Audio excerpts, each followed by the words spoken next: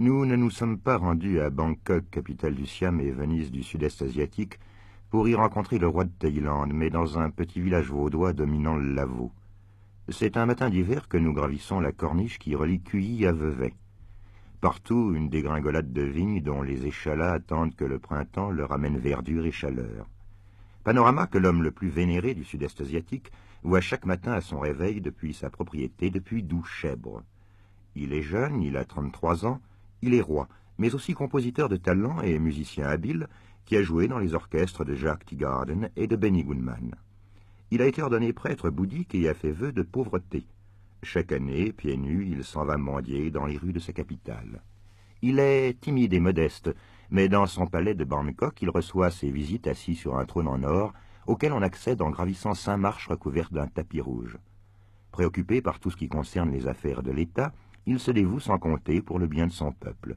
Cependant, il n'oublie pas qu'il est père de 4 enfants, à qui il consacre ses meilleurs moments.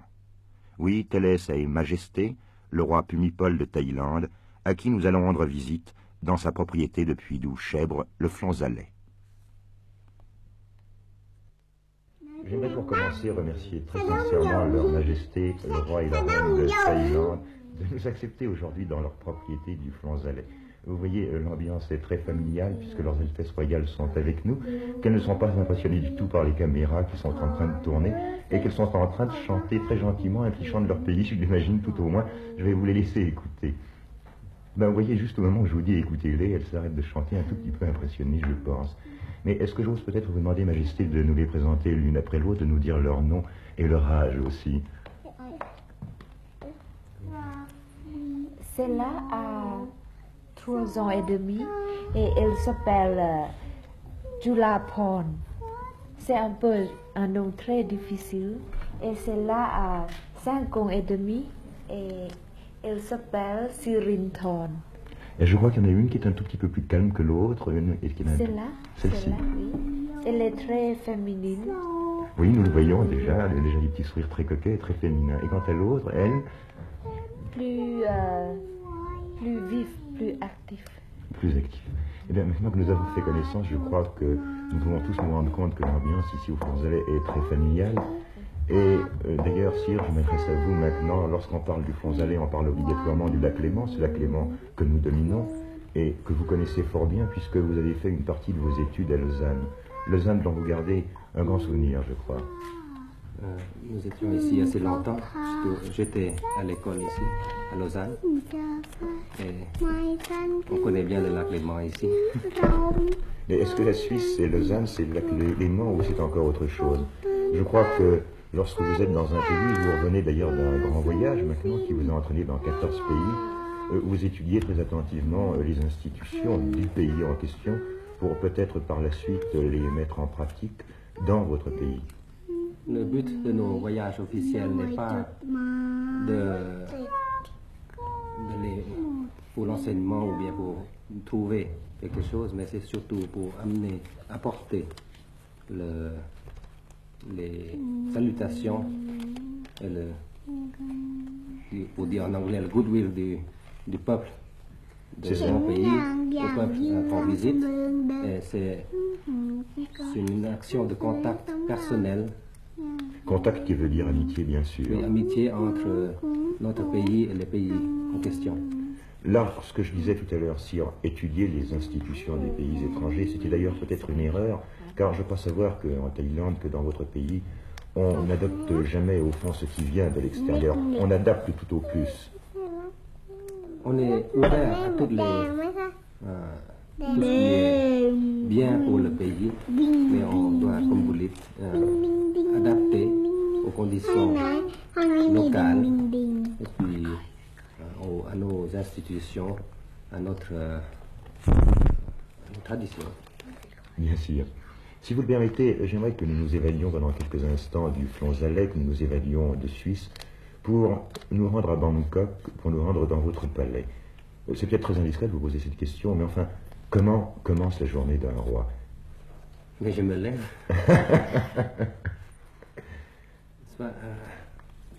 Pour dire une journée qui est typique C'est difficile de vous la décrire parce que chaque journée est différente. J'ai un principe de ne pas tomber dans la routine et c'est toujours un peu différent tous les jours. J'imagine tout de même que pour vous, votre métier de roi vous demande d'assister très régulièrement à ce que nous appelons ici le Conseil des ministres. Or, Conseil des ministres, c'est vous préoccuper principalement, je le sais, du sort de votre peuple. Non, le Conseil des ministres se réunit sous le Premier ministre. Je n'y assiste pas. Mais si je veux rencontrer certains ministres, il faut m'inviter à venir, ou bien plusieurs ministres en même temps, pour certaines questions. Quelles sont vos grandes préoccupations concernant par exemple la santé publique en Thaïlande? Car je crois savoir que justement la santé publique, c'est un des problèmes que vous vous efforcez de résoudre le mieux possible. La santé publique est un problème mondial, et parce que tous les gouvernements qui sont bons doivent s'occuper du bien-être du peuple, du pays. Et nous avons toujours fait, depuis bien des années, une campagne pour la santé publique, pour que le peuple puisse comprendre comment vivre. Oui, vous parlez du peuple qui est heureux. Et il est une chose remarquable d'ailleurs lorsqu'on parle de Thaïlande, c'est que lorsqu'on traduit ce mot de Thaïlande, on sait que cela veut dire terre libre, je ne me trompe pas, n'est-ce pas? Lorsqu'on parle de Bangkok, on parle de cité des anges, ce qui montre vraiment que votre pays est un pays heureux. Je crois probablement le plus heureux du sud-est asiatique. Comment l'expliquez-vous alors que vous êtes entouré au fond par des pays en agitation politique perpétuelle? C'est parce que nous gardons nos traditions, nous essayons de les consolider même, pour que le peuple puisse avoir quelque chose à quoi s'en tenir. Et nous avons aussi la religion qui est très ancrée dans le peuple. Oui, je crois savoir que la religion est une chose primordiale en Thaïlande. Et lorsque vous en parlez toujours avec une grande foi. Parce que je crois que c'est véritablement l'important, n'est-ce pas, dans votre pays. C'est très important parce que nous devons avoir un refuge pour pouvoir vivre, n'est-ce pas? Avoir un idéal et un moyen de vivre, une manière de vivre. Les grandes cérémonies religieuses, il y en a une chaque mois en tous les cas. Cela dépend de la saison. Et d'ailleurs, nos cérémonies religieuses proprement dites ne sont pas très luxueuses parce que la religion bouddhique n'a pas tellement de rites.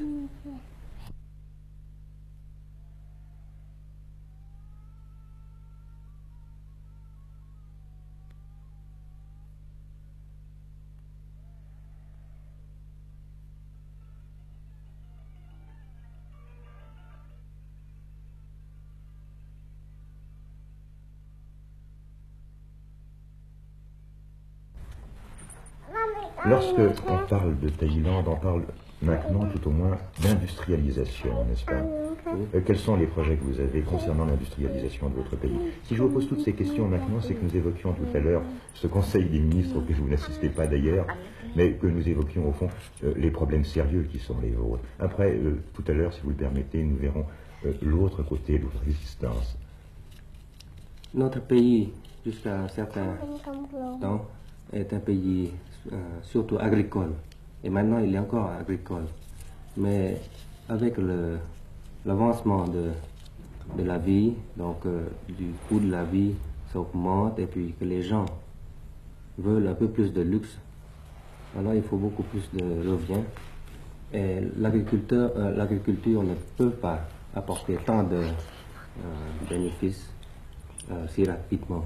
L'industrie est la seule solution. C'est pour ça que nous devons nous diriger vers l'industrie qui est très faisable chez nous.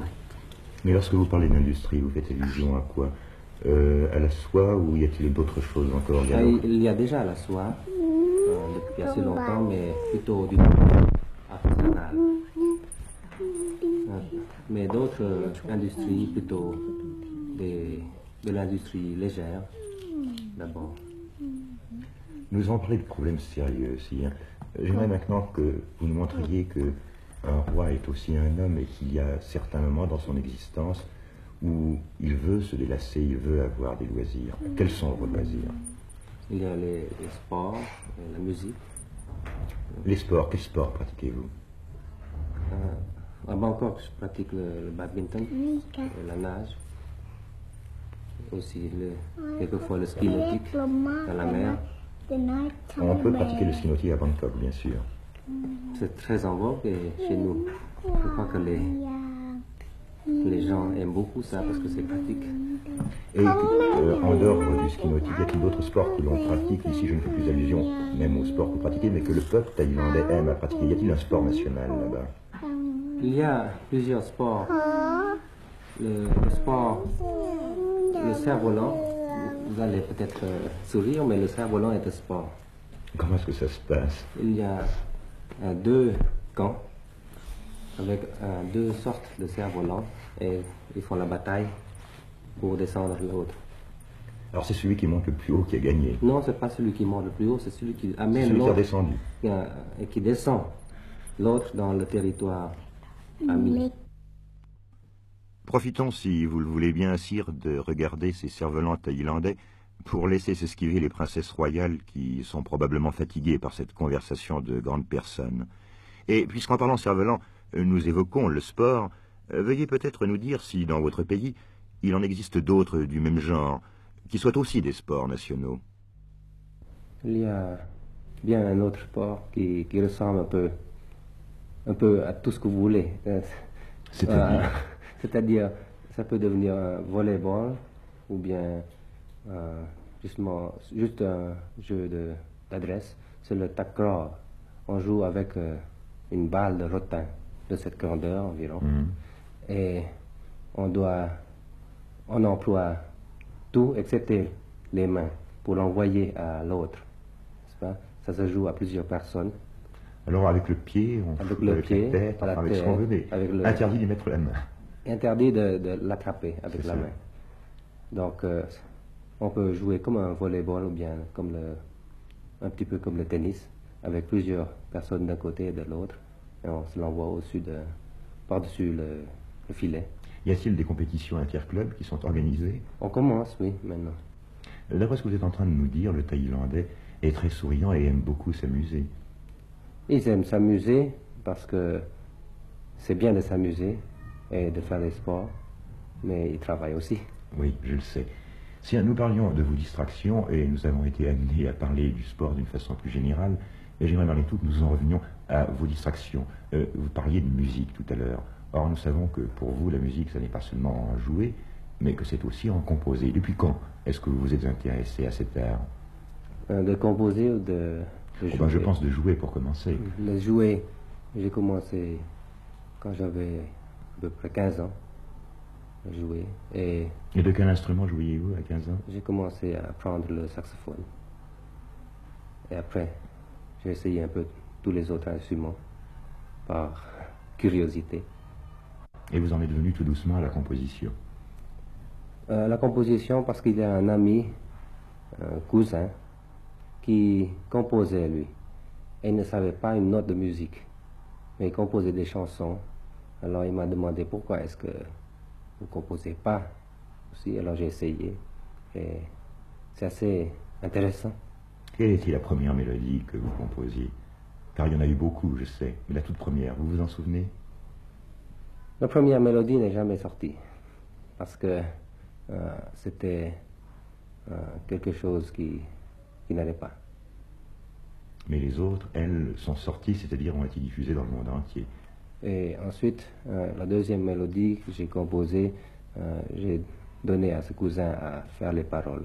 Et puis, c'est sorti un bal de charité à Bangkok. Et comment s'appelait cette mélodie? En anglais, c'est Love as Sundown. Mais je crois que lorsque vous prononcez ce titre, immédiatement des sourires se dessinent chez les personnes qui sont en train de vous regarder, parce que ce sont des titres qui sont devenus des titres connus. Je pense entre autres à Wen, dont vous êtes le compositeur, je crois, à Alexandra, et à d'autres. Et il y en a beaucoup comme ça. Vous composez souvent dans la journée ou dans le mois? Y a-t-il des moments qui sont réservés à la composition? Non, ce n'est pas... C'est l'inspiration qui vous guide. Ce n'est pas à des moments fixés. Et comme je vous l'ai dit, ma journée n'est jamais fixée presque. Parce que, surtout, le travail des rois, c'est un petit peu 24 jours par jour, parce que n'importe quand on est roi. Vous parlez du travail d'un roi, sire. Est-ce que c'est un travail qu'on exécute quelquefois avec difficulté parce qu'on se sent seul? Parce que, bien sûr, lorsqu'on parle de travail, lorsqu'on parle de métier, il y a peu de rois sur Terre et il y a peut-être un petit sentiment de solitude quelquefois qui vous étreint, non? Enfin, c'est un métier, oui, comme vous dites. D'être roi, ça peut être un métier qui est un peu spécial, parce que il n'y a pas de traité sur la manière d'être un roi pour étudier. Mais en résumé, c'est un métier dont il faut se spécialiser aussi. Mais il faut savoir un peu de tout pour pouvoir comprendre tous les problèmes qui peuvent arriver dans tous les domaines. Autrement dit, vous parliez de spécialisation. Je pense que cette spécialisation commence très tôt, très jeune. Et tout à l'heure, vous nous présentiez vos enfants, disons 2 d'entre eux, car je crois savoir que vous avez 4 enfants. Leur éducation doit représenter malgré tout un problème pour les préparer à leur future tâche. Pour mes enfants, nous avons nous avons considéré le problème. C'est un grand problème parce qu'ils doivent en même temps être des enfants ordinaires, c'est-à-dire qu'ils soient heureux, qu'ils soient souriants et qu'ils s'amusent, et qu'ils aillent à l'école, apprennent leurs leçons.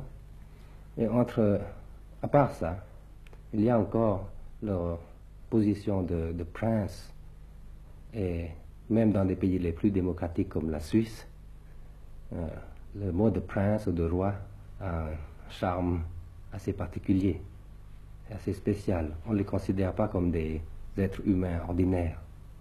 C'est ça qui est difficile, parce que les petits, ils sont des enfants, des humains, mais on les considère comme des princes, comme dans les contes de fées par exemple. Je sais que tous les enfants du monde raffolent des contes de fées, et c'est quelque chose de spécial. On dit que on est riche, on est heureux comme un roi, comme des princes. C'est pas tout à fait vrai.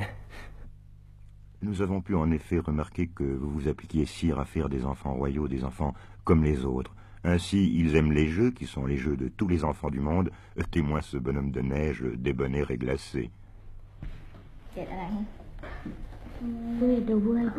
Quant à l'école, elle est pour leurs altesses royales, comme pour les autres petits garçons et petites filles de leur âge, faite de l'apprentissage de la lecture, de l'écriture sur laquelle on s'applique, des règles grammaticales qu'il faut apprendre.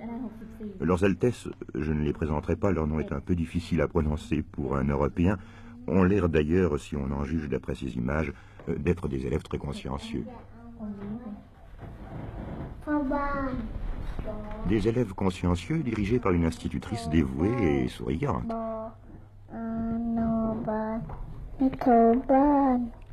Pour nos écoliers suisses, il y aurait peut-être quelques difficultés à parcourir cet abécédaire, mais la petite princesse Erindorn, malgré la présence de notre caméraman, a l'air d'être tout à fait à l'aise au milieu de ces caractères compliqués. Sire, nous voyons maintenant le prince héritier. Il a des réactions d'enfant de son âge. Mais pensez-vous qu'il soit déjà conscient de ses futures responsabilités, celles qui font de lui un roi? Les responsabilités, ça veut dire qu'on sache ce qui est bien, ce qui n'est pas bien. Les gens ordinaires peuvent avoir la loi, ils doivent craindre la loi. C'est-à-dire, s'ils font quelque chose contre la loi, il y a la police et il y a le tribunal et tout. Tandis qu'avec un roi, on est au-dessus, disons, du tribunal. C'est ce que je dis toujours à mon fils, qu'un roi doit savoir ce qui est bien, ce qui n'est pas bien, de lui-même. C'est peut-être, sire, ce que tous les pères du monde devraient apprendre à leurs enfants. Et c'est sur cette dernière impression que nous aimerions vous laisser, en vous remerciant d'une part pour votre accueil si spontané, et en vous souhaitant d'autre part un bon voyage de retour en votre pays, puisque c'est demain que vous vous envolez pour la Thaïlande. Puissiez-vous lui garder encore longtemps son nom de terre libre et de citer des anges.